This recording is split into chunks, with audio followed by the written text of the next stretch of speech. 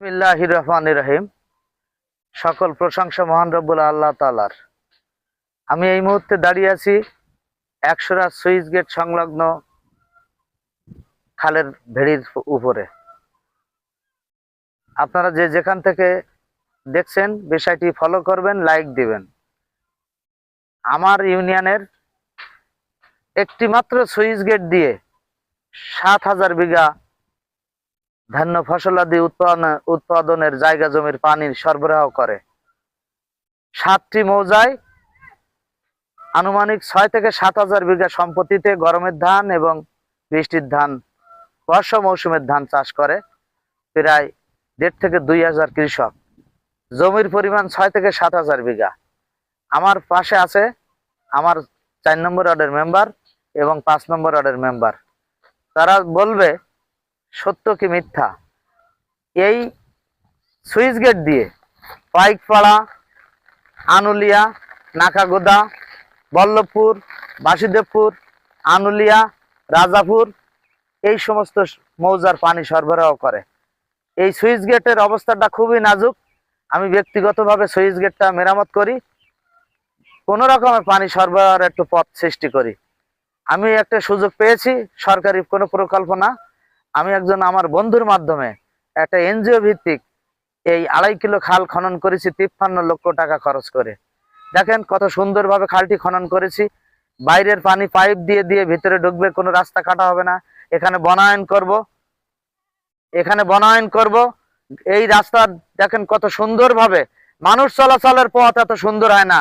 খালের দুধারে যেমন ভাবে সুন্দর করে ভেড়িবাঁধ করেছি, এই ভেড়িবাঁধের দুধারে বৃক্ষ রোপণ করব, ঔষধি গাছ লাগাবো এবং অন্যান্য গাছ লাগাবো। এই খালটা ইজারাভুক্ত তালিকায় রয়েছে। আমি ২০০৩ সাল থেকে সংগ্রাম করে আসছি এই জনসাধারণের ব্যবহার্য গেটের খালটি যেন আপনারা ইজারা দেন না। গত বছর ইজারা দিয়েছে আশুর কাছে বটদল মৎস্যজীবী সমিতি। সে এই বাস্তবতা দেখে আমার কাছ থেকে ২৫,০০০ টাকা নিয়ে জনস্বার্থে উন্মুক্ত করে দিয়ে গেছে, যে বলছে জনস্বার্থে ব্যবহৃত হবে, আমার খরচের টাকাটা দেন। এবার ওই খালটি যখন আগের ইউনো ছিল কৃষ্ণা রায় এবং রাশিদুজ্জামান এসেছিলেন, উনি বলছে না এই খাল আর ইজারা দেওয়া হবে না।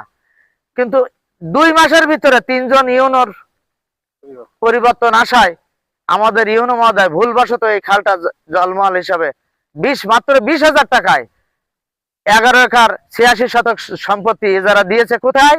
ওই মশিয়ারডাঙ্গা এক সমিতির নামে, নামটার নেতাই। আমি নেতাইয়ের সাথে যোগাযোগ করেছি, ইউনো মহোদয় নেতাইয়ের সাথে বলেছে, নেতাই বাবু আপনি? তা বলছে হ্যাঁ। আপনি ১০০টা খাল ডেকেছেন, তা ডাকছি। তা এটা ভুল হয়েছে, এটা আপনি চেয়ারম্যানের সাথে সমন্বয় করে এলাকার স্বার্থে, জনগণের স্বার্থে খালটা যাতে ব্যবহৃত হয় আপনার খরচের টাকা দিয়ে দেবে। নেতাইকে বলেছি, নেতাই বলে আজ আসবো, কাইলে আসবো, এসে ভাই আপনাদের সাথে সমন্বয় করে নেব। প্রতিমধ্যে আমাদের এলাকায় একজন দস্যু শাহিন নামের লোক, সেই লোকটা এই ২.৫ কিলো খাল জবরদখল করে রেখেছে। উনি নাকি কেয়ারটেকার। কালকে গত পরশুদিন আমরা প্রায় ৫ থেকে ৭০০ লোক এলাকার জনগণ এখন পাতা ফেলাবে। বিল দেখেন থরথর করছে। আমি এই ২ দিন এই ভেড়িটা কেটে দিয়েছি বিদায় বিলের পানি নিষ্কাশন হয়েছে। পিছনে ধরেন ক্যামেরা, পিছনের বাড়ি ঘর দেখেন সব প্লাবিত ছিল। আমি ৭-৮০০ লোক নিয়ে এই খালটা উন্মুক্ত করে গেছি, শুধু পাঠা এবং বাঁধটা কেটে দিয়েছি যাতে এই খালে লোনা পানি প্রবেশ না করে, আমাদের ধান চাষের জন্য কোনো ক্ষতি না হয়।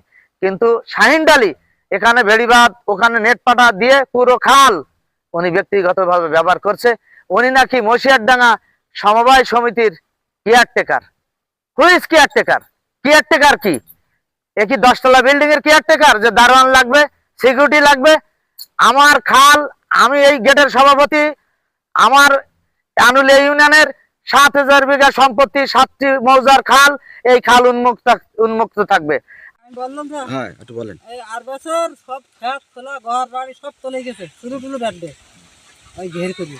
ঘের যদি না করতো তো আমার বাড়ি ঘরতে চলে যেত না। ক্ষতি হয়ে গেছিল আপনাদের? ক্ষতি, বিশাল ক্ষতি। আমি গরু ছাগল হাঁস শুরু সব মরে গেছে না পেরি। তাই এই বছর যে চেয়ারম্যান সব কেটে দিয়েছে, জনগণের কেটে দিয়েছে, এটা সুবিধা না অসুবিধা? ভালো, একদম ক্ষতি কেটে দিয়েছে, একদম ভালো। এই খালের ব্যাপারে বলেন। তাহলে বিভাগে পানি না চললে আমার বাড়ি তুলে যাবে, প্রতি বছর তুলে যেতি। ये पानी अटके इसके আর কই সে ইয়ান ওই ঘরে গেট গুদি করে, সে কেরা ঘের করিস কেরা তুমি জানো না, না শোনো না, আমাদের বাড়িতে এখানে না তাহলে তুমি ওই বাড়ি আলাদা তা শুনতে হবে। এই এই এই এই- এই সব নেট পাড়া তুলি দিয়ে গেছে কারা জনগণ তুলে এই গ্রামের লোকজন, হ্যাঁ গ্রামের লোকজন আছে আর না, তুলি দিয়ে আমাদের চললে হবে না। ছড়ি দিলে ভালো হবে। কিভাবে ভালো হবে সেভাবে বলেন। এই ঘেরে দিলির পানি সরবে, হুম আগামাতা আবার সত্যি পারবে। এই বাইদিস কে এবার দাদা কি এই খালটা কাটিয়েছে কুদ্দু চারমান্তি সংস্থা থেকে। হুম। এখন এই খালটা কাটার পর পরই ছানুর ডালি পাটাতে ঘের করে ডেট লেগে নিয়েছে। হুম। এখন সেইভাবে এবার হিসাব করতে এখন হবে, বিঘাতে পারবো না তো। জনগণ এবার ভেবে গেছে যে খাল কাটতে পারলো না, ঘেরিয়ে গেছে। এখন তাই ওই পাটা উঠে গেছে, কে দেশে পাঠাও দিয়ে তার সব সঠিক বলতে পারবো না। ওদের বাচ্চার লাশ এই দিন ওই এরা এই এটা জনগণে এসে তুলে দিবি। এটা হ্যাঁ আচ্ছা এটা আটকে নি ভালো থাকবে না ছেড়ে দিবে হলে ছাড়িয়ে দিলে আর ভালো হবে, যদি আটকানো থাকে তাহলে ডুবে যাবে ডুবে যাবে। আমার প্রতি বছর ওইটুক জায়গাতে পানিটা সরিয়ে পারবে না। ফসল আর দিয়ে সব নষ্ট হয়ে যাবে হ্যাঁ। আচ্ছা